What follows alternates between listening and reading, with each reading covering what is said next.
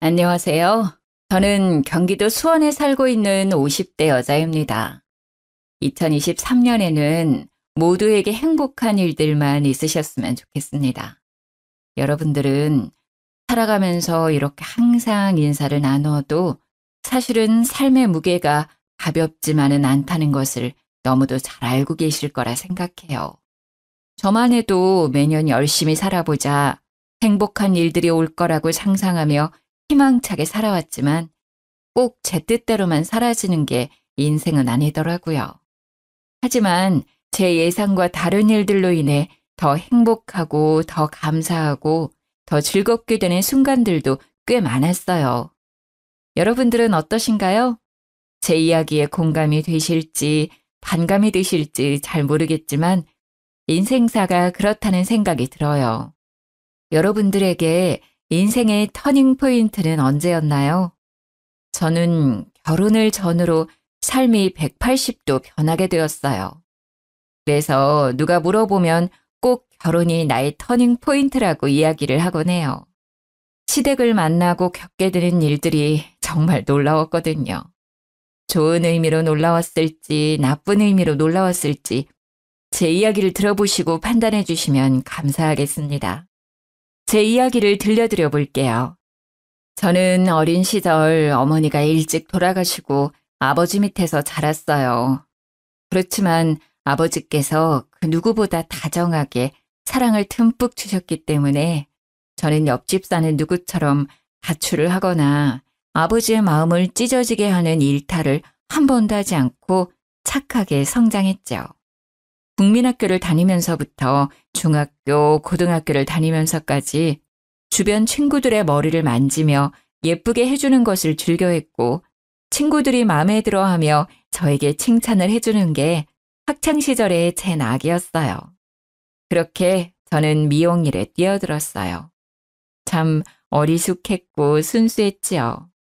친구들 머리를 만져주는 게 재밌다며 미용일을 시작하다니요. 하지만 저는 악으로 깡으로 열심히 버텨냈어요. 작은 미용실에서 수건 빨고 널고 말리고 접는 보조원 역할만 만으로 3년은 했던 것 같네요. 그리고 메인 미용사 옆에 서서 고무줄이나 로트를 넘겨주는 일, 그리고 샴푸를 하며 두피 마사지를 해주는 일. 손이 부르트다 못해 피가 철철 흐를지라도 하루도 빠짐없이 일을 했어요. 제 성실함이 빛을 발하는 날이 올 거라 생각하며 말이죠. 그렇게 저는 제 손기술을 터득했고 서울 알짜배기 위치에 작은 미용실을 개업하게 되었어요.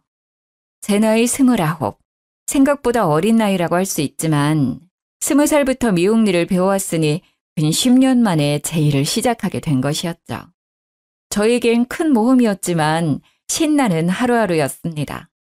당시만 해도 그 지역 근처에 20대 미용사가 보기 드물었거든요.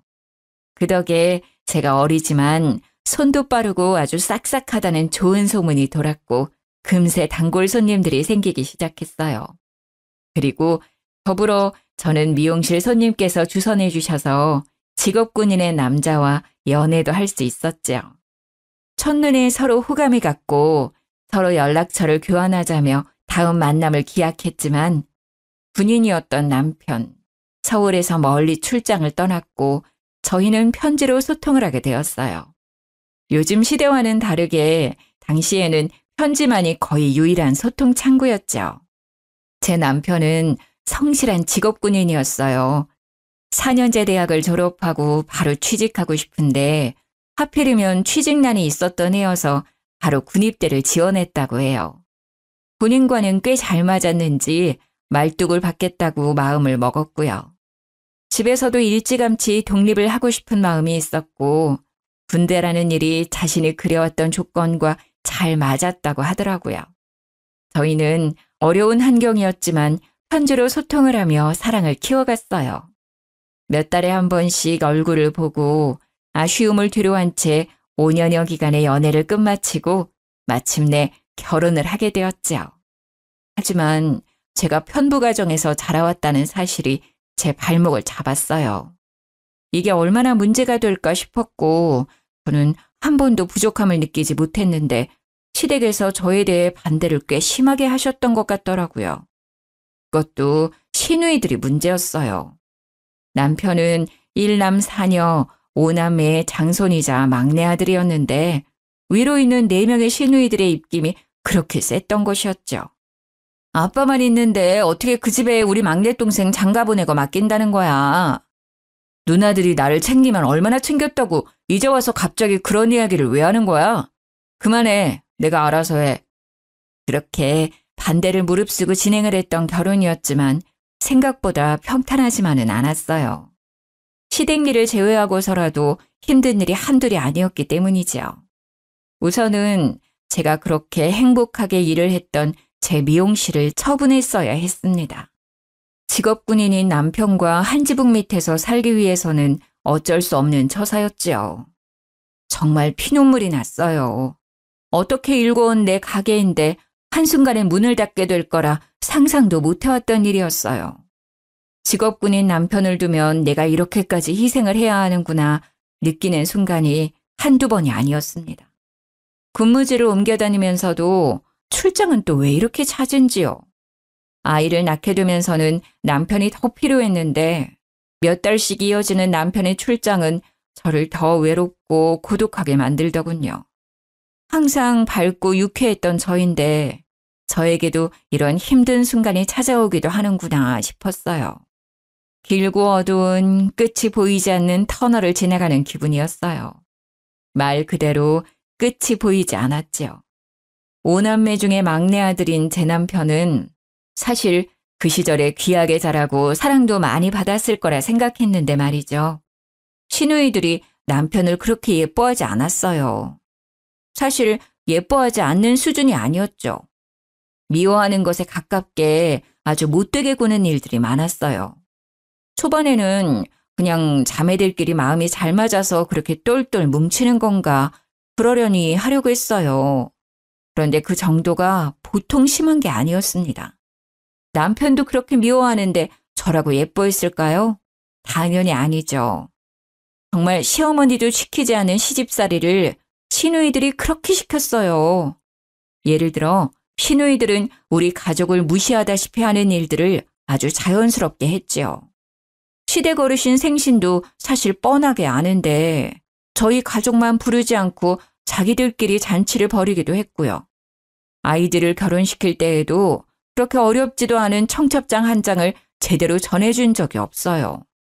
가족끼리 이럴 수 있나 싶을 정도로 저희 가족에게 가혹하게 대했어요.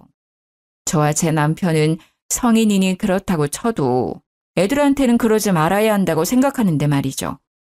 생일이라고 선물 한 번, 학교 들어간다고 용돈 한 번 제대로 받았던 기억이 없어요. 아이들한테는 넷이나 있는 고모들인데 예쁨 받기는커녕 무시당하는 모습이 마음 아팠죠. 곱씹을수록 서럽기만 해요.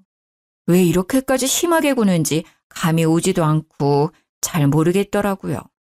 시댁에 다녀올 때면 항상 골똘히 생각을 했죠. 도대체 무엇이 문제일까요? 남편과 부부싸움도 잦았고요. 도대체 뭐가 문제야? 신우들 해도 너무하잖아. 진짜 창피해서 어디 말도 못하고 당신한테 말하는데 그게 뭐 잘못이야? 어쨌든 내 누이들인데 그렇게 말 함부로 하면 내가 뭐가 되겠어? 내 체면은 생각 안 해? 아니, 체면이 밥 먹여 살려줘? 우리 가족 무시당한 건 당신 체면 아니야? 이미 체면은 다 날아간 지 오래구만. 왜 이제 와서 그런 이야기를 하냐고. 내 편 좀 들어주면 어디가 덧나? 당신 기분 나쁠 만한 상황이고 우리 무시당하고 살아온 게 한두 번이야? 그건 그거고. 우리가 뭔가 말한다고 달라질 사람들이 아닌데 왜 그래 새삼스럽게. 그냥 우리가 좀 참고 넘기자 좀. 일 키우지 말자고. 조용히 넘어가자. 답답한 노릇이죠. 조용히 넘어간다고 넘어가지는 일이 따로 있죠. 시누이들은 우리 가족들을 눈앞에 두고도 없는 사람 취급을 하는데 아이들은 커가고 가족 행사에 참여를 안 할 수도 없고 한다고 해도 이런 대우를 받는다는 건 저로서는 납득이 되지도 않았습니다. 그런데 남편은 제대로 제 편도 들어주지 않으니 속이 썩어 들어가는 것 같았어요. 너무 열받고 화나서 당시에 마음 좀 다스려 보겠다고 하지도 않던 요가원도 끊고 명상을 하기도 했었어요. 당연히 제 화병은 나아질 기미가 보이지 않았고 우라통은 터져갔어요. 그래도 버틸 수 있었던 힘은 시어머니 덕분이었어요. 시어머니께서 유달리 저와 저희 가족을 예뻐하셨기 때문이에요. 시누이들이 괴롭히고 난리를 쳤어도 시댁 식구들을 원망하더라도 시어머니를 보며 버틸 수 있었어요. 시댁 식구들 중에 어머니께서 아이들을 봐줬던 경우는 없었어요. 독립적으로 각자 빚지지 않고 살아야 좋은 거라며 신념처럼 아이들을 봐주시지 않으셨던 것 같아요. 그렇지만 저희 아이들의 경우 막둥이가 낳은 새끼들이라며 저희 부부가 가장 고생이 많다며 아이들을 봐주시기도 하고 여러모로 도움을 많이 주셨어요. 그러면서도 생색 한 번 내신 적 없으시고 기분 나쁘게 무시하셨던 경우도 없었어요. 항상 점잖고 상냥하게 저희 가족을 조용히 서포트해 주셨죠. 게다가 남편이 다른 지역으로 오랫동안 출장을 가게 될 경우에는 꼭 시어머니께서 집으로 오셔서 도와주셨어요. 집이라고 해도 남편이 군인이라 작은 관사였는데요. 작은 집이지만 열심히 살림살이 꾸려서 살아간다며 예뻐해 주셨어요. 결혼한 제 친구들 중에서 누구도 시어머니 좋다고 이야기했던 경우는 없었는데 제 경우가 특이하긴 하죠. 저는 시어머니가 불편하기보다 너무 감사하고 좋았어요.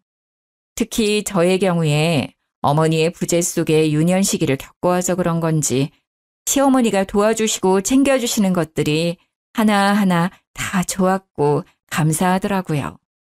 그리고 시어머니에 대해 한 가지 사실을 덧붙이자면 말씀을 하지 않으시는 분이었어요.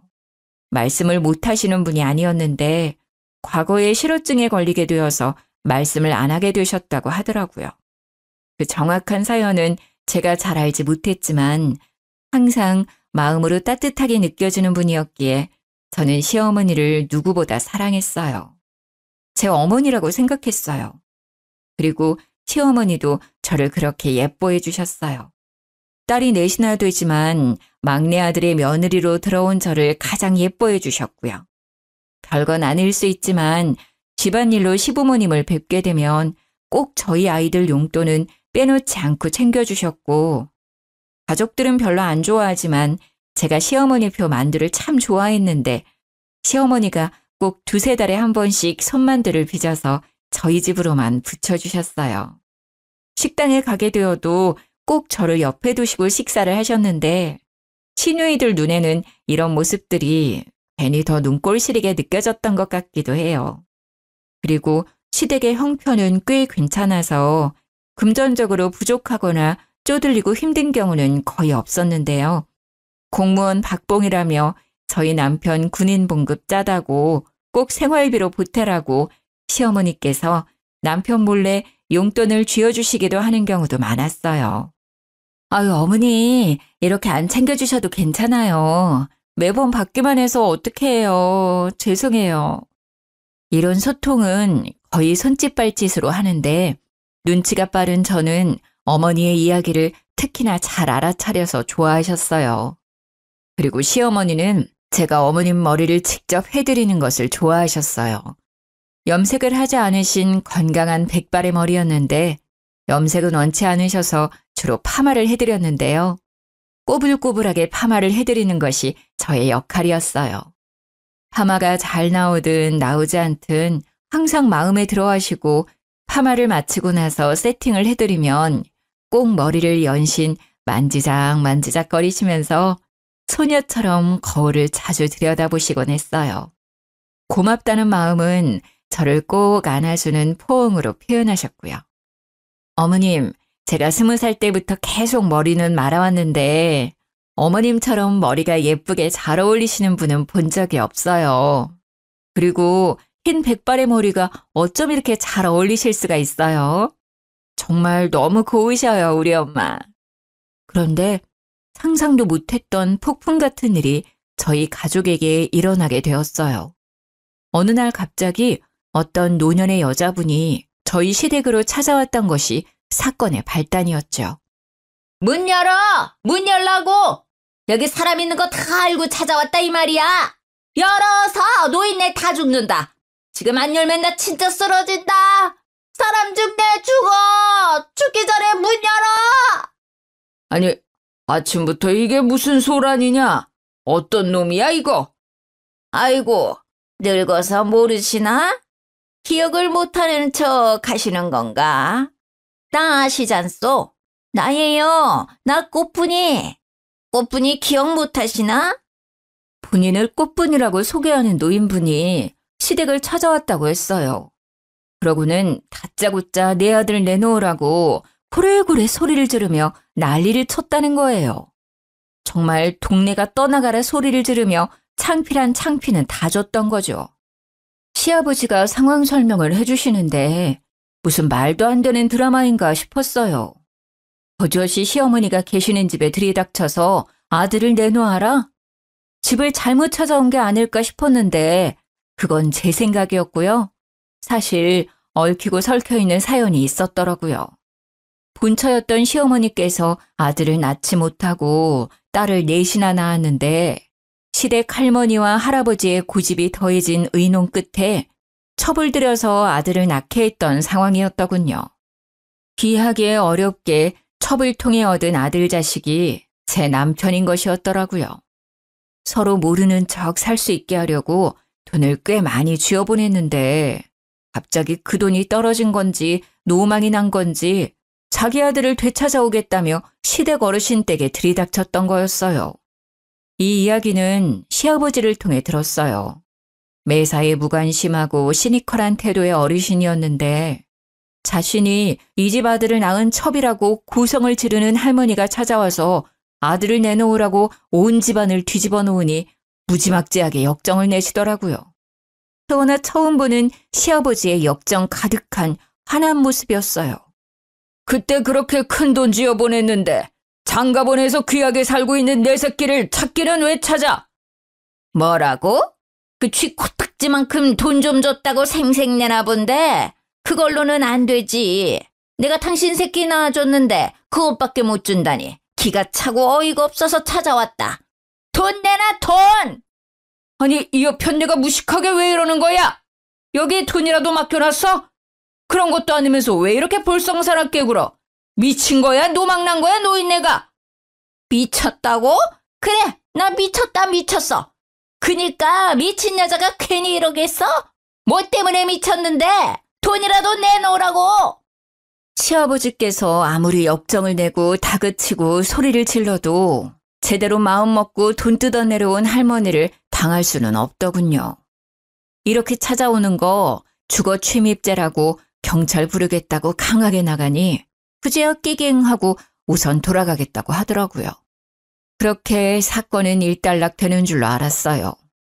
하지만 당장 일이야 이렇게 마무리된다 하더라도 저에게는 굉장히 혼란스럽게 느껴지더라고요.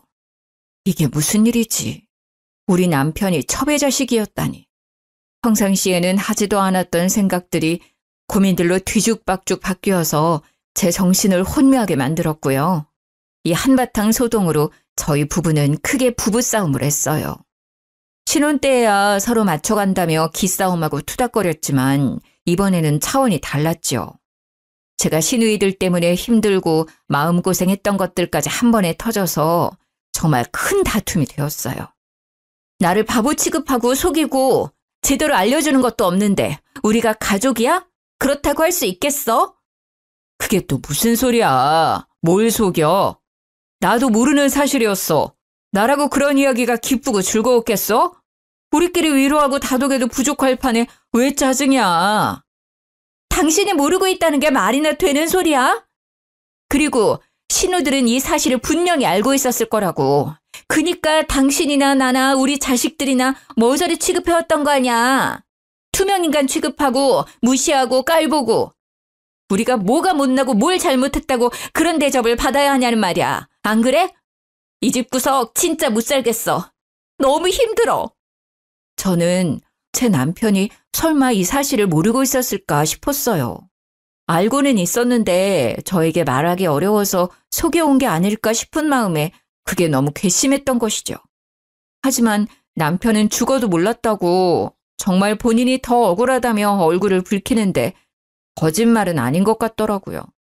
그래서 속는 셈 치고 남편을 믿어보려 했어요. 그리고 남편은 왜 이렇게 시누이들이 본인을 미워할까 고민이 많았었다고 해요.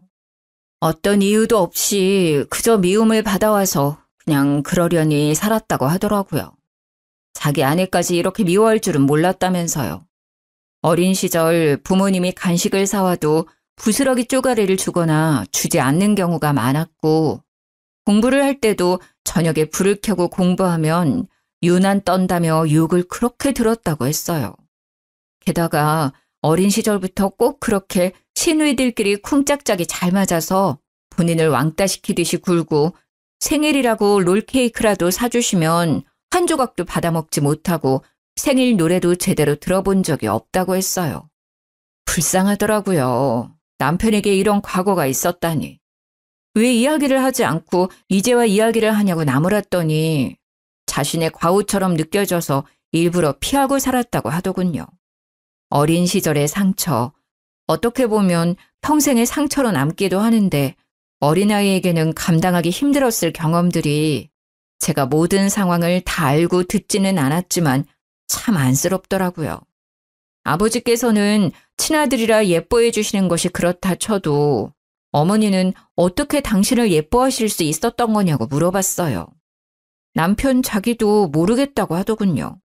자신이 미움받은 것은 시누이들이 막내 동생 시기 질투하는 것으로만 생각해왔다고 하더라고요.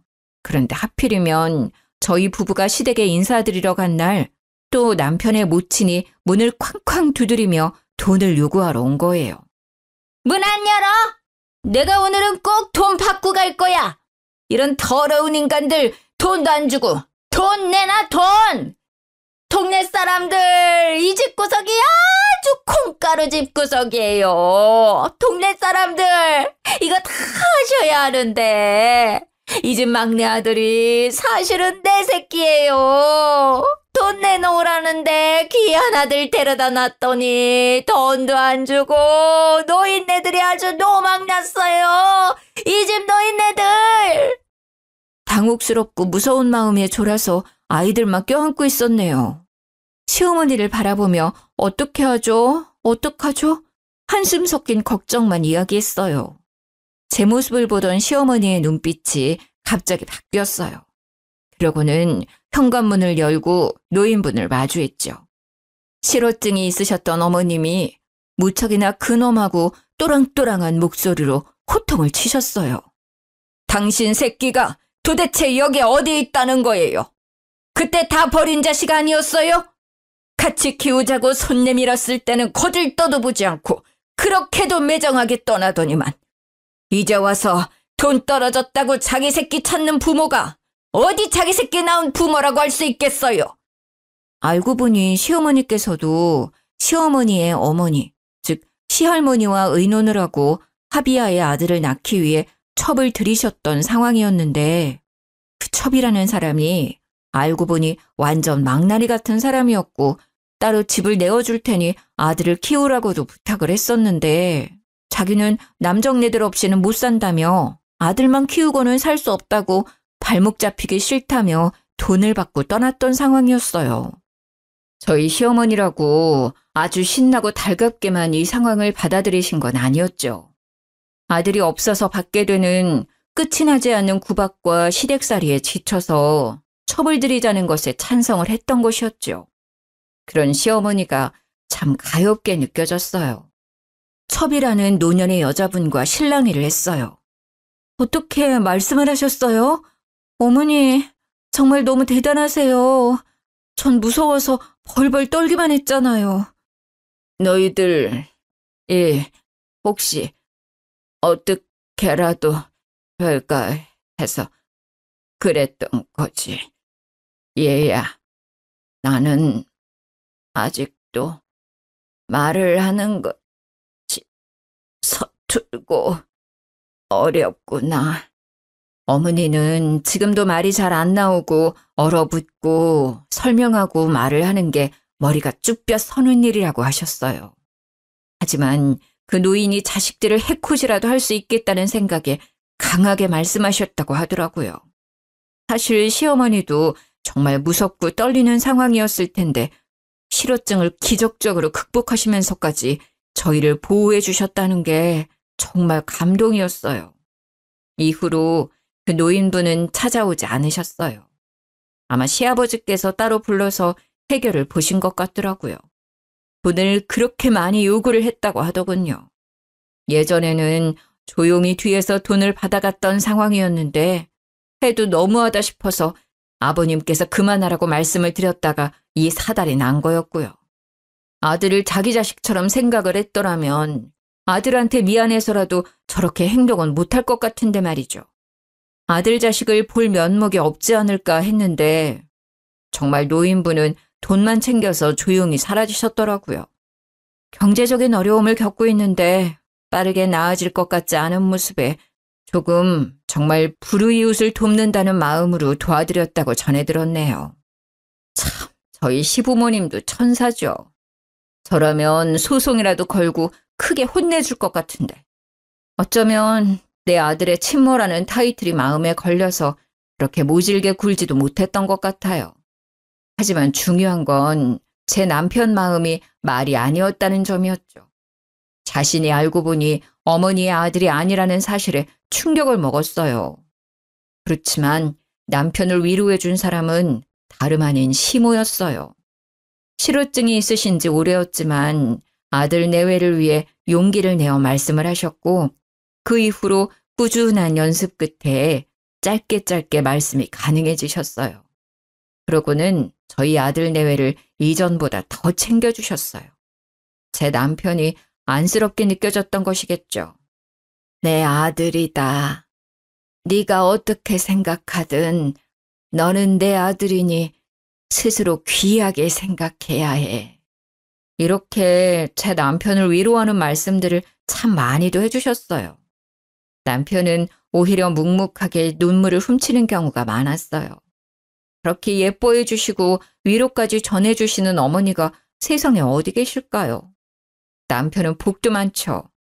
어머니께서 배 아파서 낳으신 딸들보다도 저희 남편을 예뻐해 주시고 챙겨주시니 말이에요. 시누이들이 이 상황을 곱게 보지 않았죠. 당연히 시누들은 득달같이 달겨들어서 그렇게도 알과알부 이야기를 많이도 했어요.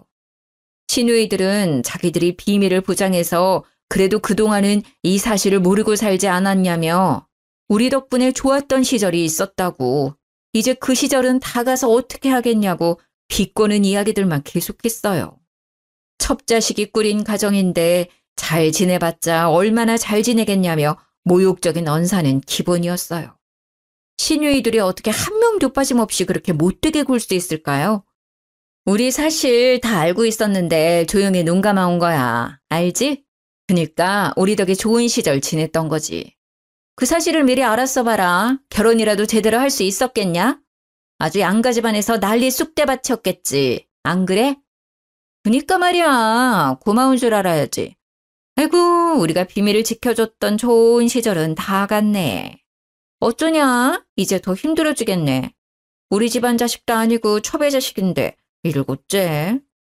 그러고는 어머니 아버지께 해야 하는 도리도 제대로 하지 않고는 저희 가족에게만 몰아붙이듯이 굴었어요. 엄마네 집 가봤어?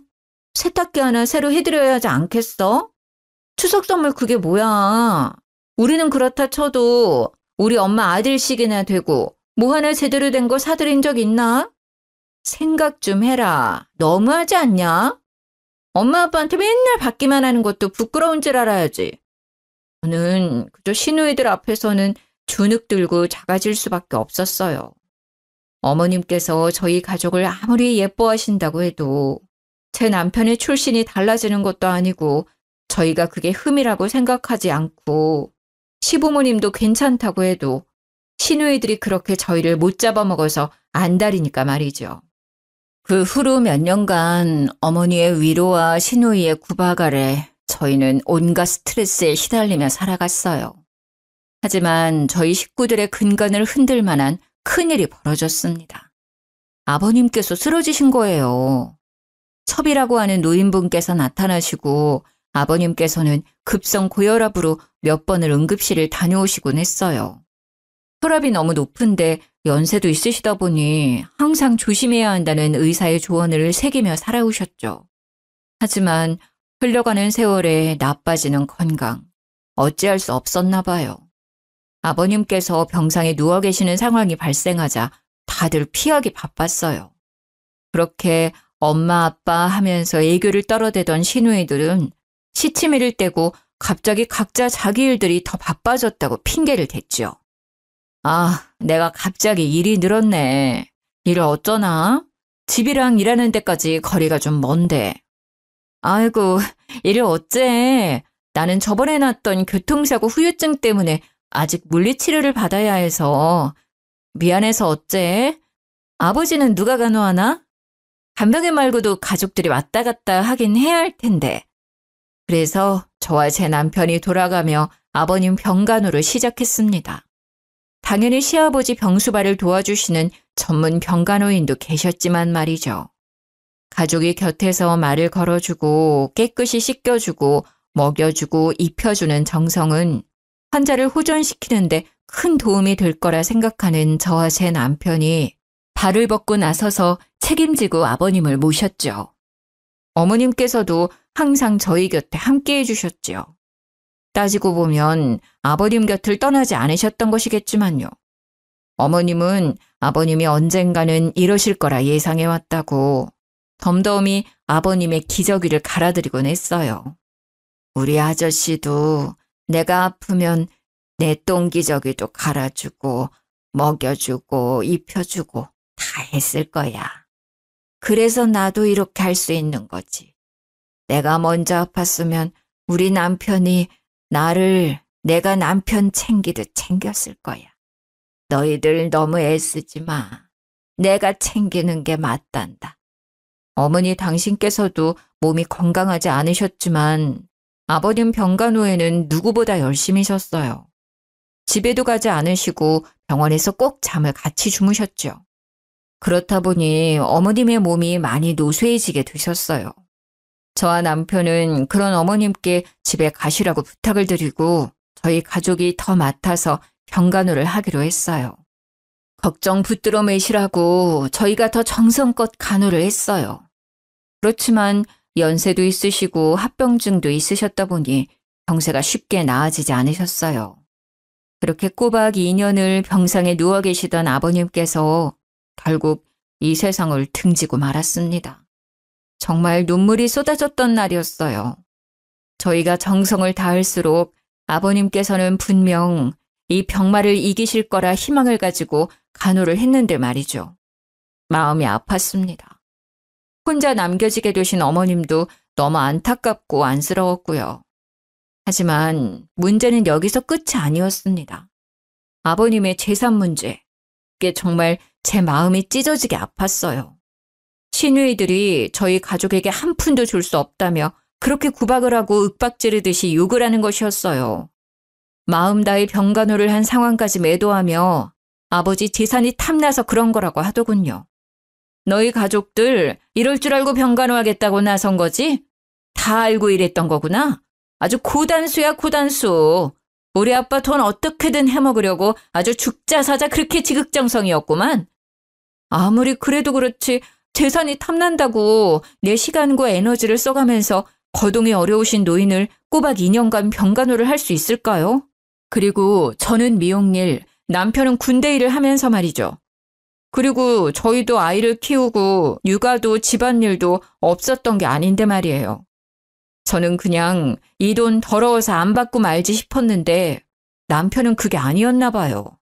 여보, 내가 이거 돈 때문에 이러는 건 줄 알아? 나도 아빠 자식이야. 난 자식으로서 인정받고 싶어. 이거 포기 못해. 아버지의 돈이 탐난다는 것보다 아버지께 진짜 자식으로서 인정받는 길이라는 생각이 들었나 봐요. 항상 누이들의 기세에 죽어서 살아왔던 남편이 웬일인지 지지 않고 받아치며 본인이 받을 수 있는 유산에 대해 주장을 했어요. 누이들 알겠는데 나도 아버지 자식이야. 그거 분명하다고. 그래, 다들 잘나신 거 알겠는데 아버지 아프셨을 때 누가 아버지 병수발했어? 제대로 와서 아버지 화장실 가시는 거라도 도와준 적 있어? 휠체어라도 끌어서 외출 도와드린 적 있냐는 이 말이야. 아무것도 안 한 누이들이랑 곁에서 임종까지 시키면서 눈물로 병간호한 나랑 누가 더 자식 노릇했다고 생각해? 아니, 이 머리에 피도 안 마른 놈이 어디서 대들긴 대들어. 너희 줄 돈 없어. 여기 사인해. 사인해야 깔끔해지는 거야. 이렇게까지 말 안 하려 했는데 첩의 자식이라 상종 안 하려다 그래도 동생 대접 좀 해줬더니 기어오르네. 우리 아버지는 우리 위에 자산을 남기신 거지 첩의 자식까지 챙기시려고 자산 남기신 건 아니라고 본다. 너도 동의하지 않니? 아니, 난 동의 못해요. 절대 사인 못해. 아니면 소송 가요. 나 어쨌든 어떻게 봐도 아버지 아들로 호적상은 다 등록되어 있어. 뭐가 문제인지 나는 모르겠어. 내가 사실 더 받으면 더 받아야지. 시누이들 입김에 구박에 못 살겠는데 살아온 인생은 어떻고 불쌍한 우리 아버지 병간호 아무도 안 해주는데 나랑 내 와이프가 한 거는 누가 생각해주나? 나 포기 못해. 안 해. 그러니 돌아가요. 그렇게 제 남편은 강하게 자신의 자식으로서의 역할과 도리를 들어 자식으로 인정받기 위해 갖은 노력을 했어요. 시누이들은 끝까지 상속 포기각서를 들이밀며 사인하라고 깡패라도 불러야겠냐며 난리를 피워댔고요. 어떻게 해서든 남편을 구워 삶으려 했지만 결국 저희 남편은 그 각서에 사인하지 않고 소송으로 넘어가게 되었어요. 가족끼리 이렇게 재판장에 서게 된 상황은 마음이 무겁고 좋지 않았지만 남편이 원하는 바는 분명히 이룰 수 있었어요. 상속. 정확히 5명의 자녀 중에 1명 몫에 해당되는 재산을 받게 되었죠. 게다가 법적으로 남편에 대해 정확히 인정을 하는 모양이 되었으니 이제 더 이상 시누이들이 첩의 자식이라고 욕을 하는 일도 줄어들었네요. 남편이 첩자식이니 뭐니 욕지거리 계속하면 정말 소송 걸어버린다고 했는데 저희 남편이 한다면 하는 사람이라는 것을 알게 되었기 때문이죠. 어머님께서는 아버님께서 돌아가시고 한동안 무척 힘들어하셨어요. 마음도 공허해하셨고 챙기는 사람이 한순간 사라진다는 그 허전한 마음을 저희가 감히 헤아릴 수는 없겠지만 말이죠. 시모는 아버님께서 돌아가신 이후 점차 말수가 적어졌고 결국엔 실어증이 재발하게 되었어요. 어떻게든 치료해보려 노력을 했지만 어머님은 마음의 문을 굳게 닫으셨던 것 같아요. 아버님의 부재라는 것이 어머님께서는 정말 세상이 무너지는 것만 같으셨을 거예요. 하지만 저희 가족과 어머님의 사이는 돈독해졌어요. 말씀을 하지 않으시는 어머님이라고 해도 사랑하는 제 어머니는 맞기 때문이죠. 항상 어머니같이 살갑게 안아주시고 반겨주시고 저희 애들도 아껴주시는 유일한 혈육, 어머님이시니까요. 제가 뒤돌아서 생각해봐도 어머니 마음이 참 이해가 되더라고요. 지금 내가 의지하고 살아가는 남편이 아프고 시름시름 앓고 약해지다가 죽게 된다는 상황을 상상만 해도 눈물이 나는데 직접 이를 겪으신 어머님께서는 오죽하시겠어요? 많은 고생을 하셨던 우리 어머니. 그렇게 아버님이 돌아가신 지 1년도 되지 않아 어머님께서도 유명을 달리하시게 되었어요. 제 삶에서 가장 많이 울었던 날이었죠. 어머님께서 이 세상을 떠난 날, 저는 어머니의 얇은 손목을 붙잡고 그렇게 아이처럼 엉엉 울었습니다. 어머니, 제발 가지 마세요. 이제 더 행복하게 살아야 하지 않겠어요? 그렇게 흐느끼며 어머님을 끝까지 놓을 수가 없었네요. 신우들도 어머님, 아버님 두 분이 이렇게 허망하게 돌아가시니 머리를 어디 한 대 맞은 것처럼 조금은 달라지긴 하더라고요. 저희 가족이 얼마나 애쓰면서 두 분께 잘했는지, 그 두 분도 저희를 얼마나 아껴주셨는지를 알았으니 말이죠. 어머님께서는 특히나 저희 애들을 예뻐하셨죠. 그래서 항상 감사한 마음이었고요. 어머님께서 돌아가시고 유품을 정리하고 어머님 재산도 정리를 하게 되었는데 어머님께서 저희 애들 이름으로 들어두신 꽤 많은 주식이 있었다는 것을 알게 되었어요. 그래서 감사하게도 그 주식이 아이들 밑으로 들어가게 되었고 저희는 아이들 대학 학비 걱정은 덜어낼 수 있었어요. 참, 돌아가시면서까지 저희 가족을 마음속에 품고 사랑해 주시는 어머님의 마음. 정말 눈물이 앞을 가리더라고요. 제가 이런 사랑을 여태 받아본 적이 없어서 그런지 어머님이 더 그립고 애틋했어요. 사연을 들려드리는 지금도 어머님이 보고 싶네요. 제 이야기를 들으신 여러분의 마음은 어떠신가요? 이야기를 들려드린 저의 마음은 홀가분합니다. 제 삶에 나름의 고난과 역경을 정직한 방법으로 이겨냈다는 생각이 들어서 제 스스로 대견하고 뿌듯하기도 해요. 어려운 환경에서 자라나서 제 아이들에게는 꼭 좋은 환경 속에서 자랄 수 있게 하겠다는 다짐이 있었는데요. 돌아가신 시부모님 덕분에 감사하게도 넉넉한 형편 속에서 교육받고 뛰어놀며 씩씩하게 자랄 수 있었어요. 저희 아이들에게도 꼭 할머니, 할아버지에 대한 감사함을 잃지 않게 하려고 자주 이야기를 하곤 해요. 각자의 어려움이 다를 거라 생각해요. 아무리 제가 어려웠다고 해도 누군가는 저보다 더 어렵고 고통스러운 환경 속에서 저보다 더 멋지게 극복을 해내시기도 하겠죠. 그렇기에 저희 모두가 참 다르면서도 닮아 있다는 생각이 들어요. 이렇게 제 속이야기를 하면서 마음이 시원해지고 누군가에게 공감을 받으며 웃음과 눈물을 선물할 수 있다는 것은 정말 저 스스로에게도 뜻깊은 일이라고 생각이 들어요. 먼저 하늘나라에 가신 아버님, 어머님 덕분에 이렇게 잘 지낼 수 있게 되어서 감사하고 눈물이 나요. 아직도 기일이 되면 마음이 뭉클해지며 눈물이 나더라고요. 제가 죽는 날까지 어머님, 아버님 그리워하며 그리고 예뻐해 주신 저희 자식들 잘 키우려 해요. 모두들 제 이야기 들어주셔서 감사합니다. 항상 행복하세요.